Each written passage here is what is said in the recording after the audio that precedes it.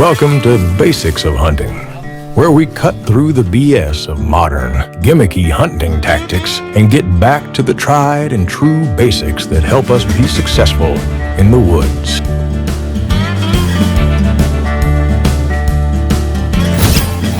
Hey everybody, welcome back to the Hunter's Advantage podcast. Today I am joined by everyone, just including myself. So I'm Christian Babcock. I usually co-host the podcast with my buddy Jake Gaylord, but he's hard at work this week preparing for an upcoming rutcation that we're fixing to head on. So he's not here with me today. But today we're doing a episode, which is one of the formats of the show called The Basics of Hunting. And we do a lot of different formats on the show. We do long-form interviews. We just do long-form kind of water cooler conversations. We do episodes called Hunt Talks, where we basically recap what happened on our last hunt and what we learned and what we could have maybe done differently. And then also we do live Q&A. We try to do it about twice a month. We're pretty behind on that right now because of being in the peak of hunting season. So forgive us on that. But in today's episode, what we're going to be talking about is the basics of pre-rut hunting. And I can tell you pre-rut is one of my favorite times of the year to hunt, and we're going to dive deep into that. But I did want to explain a little bit more about this format of the show with the basics of hunting. So I'm sure you guys have seen it all over social media. There's these overcomplicated, fluffy hunting tactics and techniques that are kind of these secretive, complex ways of hunting that only someone who's a genius or has 40 years of experience in the whitetail woods can understand. And what we wanted to do with the basics of hunting format of the show was basically just go the complete opposite of that. Someone who's mastered the basics and can apply them in a bunch of different environments or formats is probably going to have a lot more success than someone that can use those flashy, overcomplicated techniques just 1% of the time. So that's what this format of the show is, and we're going to be talking about the basics of pre-rut hunting in this version of the show. So let's get into it. So first of all, starting off with what is the pre-rut? To me, the pre-rut is this time in late October to early November where you're seeing kind of this ramp up of visible breeding behavior. So it's more daylight activity from mature bucks, bucks kind of extending their home range and search for that first hot doe that's going to come into estrus so they can be breeding. And what's cool about this time and what's cool really about the rut in general is the competition for does causes bucks to expand their home range and to be caught on their feet in daylight a lot more than they typically would. You'll usually see a lot more activity in the rubs, rub lines, scrapes. This is a time where deer are pretty susceptible to calling because they're extending their home ranges and just have a lot more daylight activity. They're marking territory. There's basically this ramp up from when the bucks are shedding their velvet, and it's a testosterone ramp steadily through the mid part of September all the way up to the fever pitch of the rut in November, where they're getting ready for that breeding behavior. So you're going to hear at this time, you'll probably hear a lot more vocalizations, maybe some grunting, maybe some fighting. Could be a good time to rattle. But the pre-rut is really just a time right before the peak of the rut where it's an increase in daylight activity by most deer in preparation for the rut. You hear bow hunters across the country always talking about why the rut is their favorite time of the year to bow hunt. And I have a slightly different opinion than that. I would argue that the pre-rut is my favorite time to bow hunt, and there's a few reasons for that. One is because it's this time of the year where you are seeing an increase in daylight activity, especially on mature bucks that you typically wouldn't see in the hotter parts of October. And these bucks, one, are a lot more susceptible to calling, and then two, on top of that, they're not in this rut-crazed state where they're unstoppable. And I can give you some examples. So I hunted this piece of public with my uncle a few years ago, and I hunted the first week of November. And during that first week of November, I saw a lot of scrape activity, a lot of bucks moving, and I had actually shot a buck in there and was tagged out that year. So my uncle said, hey, do you want to come back to this piece of public and kind of hunt some of the spots that you were seeing some of this good activity just a week later? And I believe this was in the November 10th to like 15th time frame is when we went down there for this trip. And we still saw a lot of really good movement. I would say we were moved out of the pre-rut and pretty much into the heart of the rut at that time. In Oklahoma, if you look at the biologist research, I think the peak day for breeding is November 15th, and how they do determine that is they go and look at the fawns and they do the gestation period and they just walk it back when the fawns are born, and they just kind of average that out and see when the peak of the breeding was, and it was in November 15th. Well, we were hunting during that time period, and what happened as a bow hunter, and it's going to differ if you're a person that your rifle season is open like Texas or something, but we saw a lot of bucks that trip. There was one sit where we saw 5 or 6 bucks. One of them was a mid 130s 8 chasing a doe across the top of this ridge in this bowl we were in. And the other was we had one doe run by us that had 3 big bucks on her. And that's the craziest rut activity that I'd ever seen, is 3 big bucks on one doe. And it helps if you have a sex ratio where there's a lot more competition, for the does, with not as many does or almost as many does to bucks. So there was 3 bucks on that one doe. And what we learned that week was in the peak of the rut, while you're bow hunting, it's really hard to get a mature buck to stop where we hunt. It may be different in the Midwest. It may be different if you're hunting a really tight funnel where you can really speak out or the bucks can hear you. But where we hunt in the mountains, it's tough to get a buck stopped. They typically don't run down the exact same part of the ridge or take the exact same trail every time. So getting them to stop was a real issue for us. And we saw over 10 bucks in that 4 or 5 days of hunting. And our issue was not getting within bow range. It was getting a buck to stop within bow range. I mean, they get in this rut-crazed place in their mind where you literally cannot stop them. There's one thing on their mind, and they're not interested in anything else. And so that's one of the reasons I don't enjoy hunting the rut as much as I do the pre-rut. To me, the pre-rut, there's a lot of this behavior of the increased movement, searching and seeking for does and laying down a lot of sign and vocalizing and fighting. All the benefits, the cool stuff about the rut, minus the hard chasing for does, you can get in the pre-rut, especially if you can get in the pre-rut with a good weather pattern, which is what's happening in this next week when we're headed to the mountains in Oklahoma to bow hunt public land. And for me, where I hunt, typically that pre-rut period is anywhere from, let's just call it October 25th to November 4th or 5th.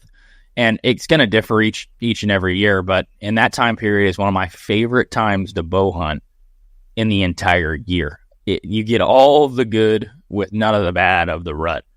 And especially, it seems like to me it's that time where those bucks that you've had on trail camera all year, or those bucks that are in these little hidey holes that are moving very little in daylight, or at least moving in a very small condensed area in daylight, it's like you see them. You have those moments during the pre-rut where you see bucks, you're like, where's that come from? Where's he been all year? And that's why it's one of my favorite times to hunt. And how I hunt the pre-rut, at least in the mountains where we hunt the majority of our time, is I employ pretty much the same basic tactics that I would for a rut hunt in a pre-rut hunt.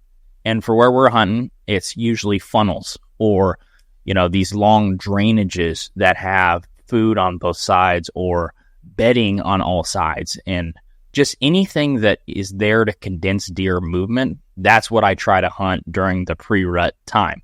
And in the Midwest, it could be something like a funnel that connects bedding to bedding. It could be a funnel that connects bedding to food. It could be any of those variations. But what I'm looking for when you think about a funnel is, what does it do? It starts at the top wide and it narrows down. Anything that is going to condense deer movement, especially with a bow, is important, because your bow range, the proficiency for most archers, is going to be somewhere probably give or take under 40 yards. And so you need to be in one of those places that if a deer does walk by you, they're going to get a shot, because there's places that you could hunt, not specifically to the pre-rut, but just any time of the year where you're going to see deer. Seeing deer is not the problem, but with a bow, getting him in the range is, if I can't seal the deal on a buck, I don't want to sit in that spot anyways. And one of the things that I do like about the pre-rut that I think is a little bit different than the rut, and I've talked about it a little bit before, was that ability to stop a buck. You see a lot of that cruising activity during this time of the year, but the difference between this and the rut is you're able to stop the deer. They're more receptive. They're on edge. They're listening for calling and vocalizations and things that they can key in on to where maybe that first hot doe is. Bow hunting is a game of confidence, and the last thing that you want to be thinking about when you're at full draw on a giant buck this fall is, I hope this broadhead does its job. I prefer a reliable, fixed blade broadhead that's tough, flies great, and penetrates deeply no matter the arrow setup. And that's why us guys at the Hunter's Advantage shoot Vantage Point archery broadheads. And just a few weeks ago in September, I laid down my first bull elk with the VPA Omegas. In my mind, there's no reason to risk messing with a broadhead that can have a mechanical failure when you can get a super tough, reliable broadhead that's sharp and flies great, and you don't have to worry about the thing failing on you. And if you needed any other reason to choose VPA, they're 100% made in America. To check them out, go to vparchery.com and make sure to use code HA10 at checkout for 10% off your next pack of broadheads. Once again, that's vparchery.com and make sure you use code HA10 at checkout for 10% off. Now let's get back to the podcast. This isn't a time of the year where I would implement all-day sits, depending on how much time you have. If I was going on a weekend trip and this was my last weekend to hunt this year, or it was one of the only times I'm going to get to hunt this year, this is a time where I think you can see some good midday movement, but it's not a time where I think you're throwing that absolute Hail Mary on the all-day sits. But I went on a draw hunt in Oklahoma one time, and it was in this time period. It was October 29th, and I did an all-day sit. One of my first all-day sits, actually. So I was hunting with my recurve. I ended up shooting a buck at like 11:30 in the morning during one of those sits. And this is a situation where typically I already would have been back at camp, eating breakfast, hanging out, getting down about 10 o'clock.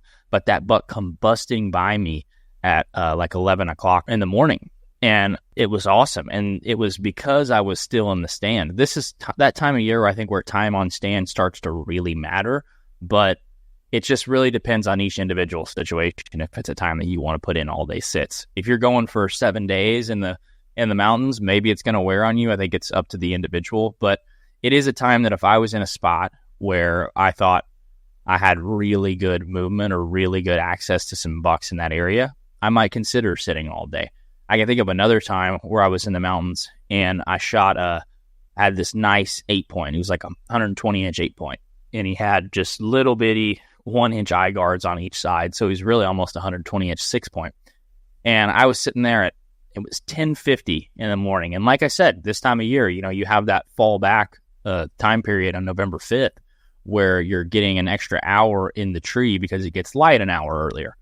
Well, I had been in the tree for 4 or 5 hours and I'm sitting there and it's like 10:50 in the morning. I'm like, well, I'm just going to wait till about 11 and I'll get down and then I'll go back to the truck. Well, at this point in time, I was drinking a lot of energy drinks, especially at deer camp. Like I think we brought 70 one week to deer camp and probably almost gave each one of us a heart attack and overwhelmed the emergency room. But what I did was, it's like, I'm going to wait till 11 and see if I can get a buck. This was on November 1st. So I popped out my last Red Bull. It was my second Red Bull of the morning. I don't drink those anymore because there's a ton of sugar in them and they make me feel like crap. But I popped open my last Red Bull, drank it, and I just sat there and enjoyed it, just slow sipping it. And I was slow sipping that Red Bull. And I kid you not, I had let the tether down in my saddle. So, and if you guys have saddle hunted, you know what I mean by this. But I let the tether down and I kind of sat on my feet and was just sitting way down, kind of in like a full squat position, just trying to get some of that pressure off of my feet and my hips and just kind of relax in a different position. Well, I had a buck that had worked by me up on the side of this bowl that morning that I'd run it at several times, and he had threw his head up, but he wasn't super interested. And he had circled all the way around 700 yards and came back up the bowl from a completely different direction. And by the first time I saw him, he was at like 30 yards. And I grabbed my bow, peeked it over to the top of my tether with my knees in my chest. I turned the camera on, and I leaned out to the right, drew back, and shot that buck. I was shooting a single pin at the time, and I didn't have time to range him, and he was like 28 yards. I shot him for 20, so I hit him just a little low, but ended up recovering that buck and public land mountain buck. It was an awesome hunt, but the lesson there was I was hunting during that pre-rut period. It was November 1st, not the peak of the rut. Like I said earlier, the peak of the rut where we hunt in Oklahoma is November 15th. So, but it was that midday cruising activity that I was able to take advantage of. And that buck came up and shot him and ended up having to shoot him a couple more times because I hit him low in the liver, but recovered that buck and it was awesome. I just think this is the time of the year for persistence. It is the time of the year. And the more that I think about it, I don't know if it's something that I would commit every day to all day sits. That's just kind of me and my personality.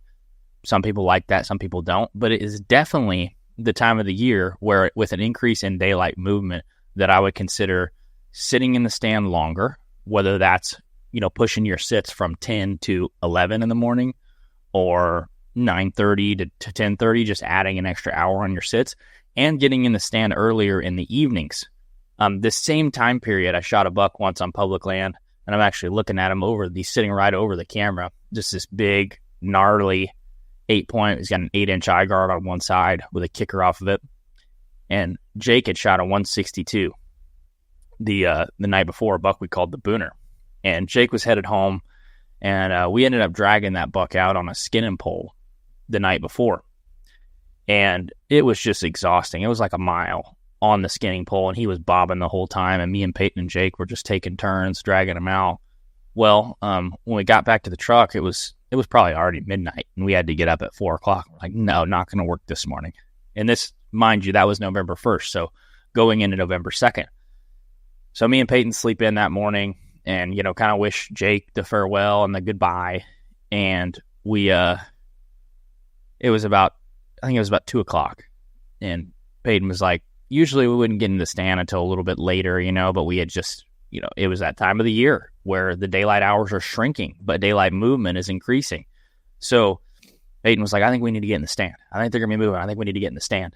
And I got in the stand, and I set my butt down at 3:15. At 3:30, I look over the hill, and here comes this buck. And similar to that pre-rut time period, I grunted at him a couple times, and he acknowledged it. He looked my way. It was like, it's fine. I knew that buck had been in this area, but he wasn't interested in getting in a fight at least that evening. And he works his way by, and eventually he walks down to 42 yards. I drew back, shot him, double lung him. He ran 50 yards and ran over. But that's the kind of stuff that I'm talking about that is the beauty of the pre-rut, is this cruising behavior, this increase in daylight activity that you're not going to see in the majority part of October, apart from a cold front, and that seeking mentality. It's where those bucks are up on their feet. They're looking for that first hot doe desperately, which makes them more vulnerable to get hunted, because they're moving in places that typically aren't in their home range. They're moving up and down, check-in bedding areas, looking for that first hot doe. It's where the competition for the first hot doe starts, and they're seeking, making them a lot more vulnerable than they typically would be any other time of the year apart from the rut. And what the beauty is of the pre-rut versus the rut is, I still think, in my opinion, in my experience hunting, and this may not be yours, is they're in this place where they're still susceptible to calling, to hunting over scrapes and rub lines, and they're not in a full-out zombie-crazed mindset where you can't get them to stop.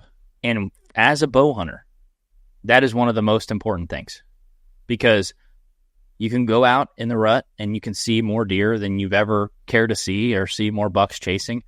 But as a bow hunter, if you can't get them to stop, if you can't get them in the funnels to condense movement, it doesn't matter. I don't like hunting nature preserves. I don't want to go see deer. I'm there to kill deer. And that's one of the things that I don't like about the rut, is that time where your biggest bucks that you've been hunting all year are going to extend their home range, and you may not see them. They may walk over and get shot by somebody bow hunting or rifle hunting, or I don't know, maybe there's some muzzleloader hunting.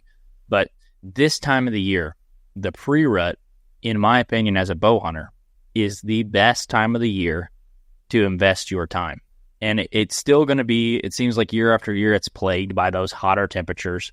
And so you may still have some of that crepuscular movement, 30 minutes from daylight and 30 minutes from dark. But if you get a good weather pattern at this time of the year, to me, it's a no-brainer, the best time of the year to hunt for me. I'm the most enjoyable, the most fun as a bow hunter. If you're a rifle hunter, and I have no beef about that, you probably like the rut more. And I don't blame you. If you can sit out there and poke one at 200 yards, it's a lot easier, right? If you can shoot one on the run with a rifle, it's a lot easier. But as a bow hunter, we need those deer sub 40 yard. We need them in places that's going to funnel the movement. And we need them to be in a state of mind where it's responsive enough to stop them. And so that's kind of the basics of the pre-rut. And I would say kind of where that time period ends is that, to me, in my experience, that November 5th range is really when it starts peaking up till the heat of the rut, and you're seeing a lot of those bucks chasing hard. But like I said, according to biologist data, November 15th is the peak of the rut in a lot of the areas that we hunt. So hopefully you guys enjoyed that basics of hunting episode. It's a lot easier when I'm doing these with Jake and someone to kind of bounce ideas and stories off of. So hopefully if this is your first time tuning in, you'll still keep tuning into the podcast, because I promise you we have some really good long form interviews and discussions and stuff where you can kind of bounce ideas off of each other. And these solo ones are pretty few and far between. But I did want to kind of get my message out to people that are going out and in anticipation for their rutcations or their pre-rut hunts. I think it's going to be a good time. We got a lot of rain moving in from in the south right now. It's currently October 30th, and I'm thinking that it's going to be a really, really good pre-rut. Even with the hotter temperatures, I'm hoping some of that rain kind of covers up some of those scrapes or moves some leaf debris into those scrapes, and those bucks are going to be cruising, freshening them up, laying down sign on the rub lines. I was hunting in the mountains about a week and a half ago, and I think a lot has changed in these last 7 to 10 days. And I'm excited to get out there and get after it. And if you guys are enjoying the podcast, I hope you guys are enjoying the revamp with the branding and the graphics and that sort of stuff. So if you guys are enjoying that, make sure to subscribe to the channel if you're listening on YouTube. And if you're listening on audio like Spotify and Apple Podcasts, make sure to leave us a rating and review. That helps us grow the show. That helps us reach more people with this message. And remember, hunting isn't everything. It shouldn't be an idol. It shouldn't be a put above all. Jesus Christ is the only way to heaven. No one gets to the Father except through him. And you should know that all these things in the woods are not going to satisfy you. So if you don't have a personal relationship with Jesus and it's something you guys want to talk about or something you want to explore, feel free to shoot us a message on Instagram, shoot us a message on Facebook, shoot me a personal message. I'd love to talk or have a call with you. I know in the world of kind of this weird political season and on social media, seeing everybody laying down big bucks, it's weird. It's easy to get into a weird headspace of not contentment or make hunting an idol. And that's not what it's supposed to be. It's a time to spend enjoy creation, enjoy each other's company. And I promise you the pre-rut is a really good time to do it. So once again, thank you guys for listening. Thank you guys for tuning in. And be on the lookout because we're dropping a lot more podcasts and we got some good hunting videos over on the YouTube channel right now. So with that, thank you guys so much for checking us out, and we'll catch you guys in the next one. And I'll do Jake's part for him. Jesus loves you. Bye.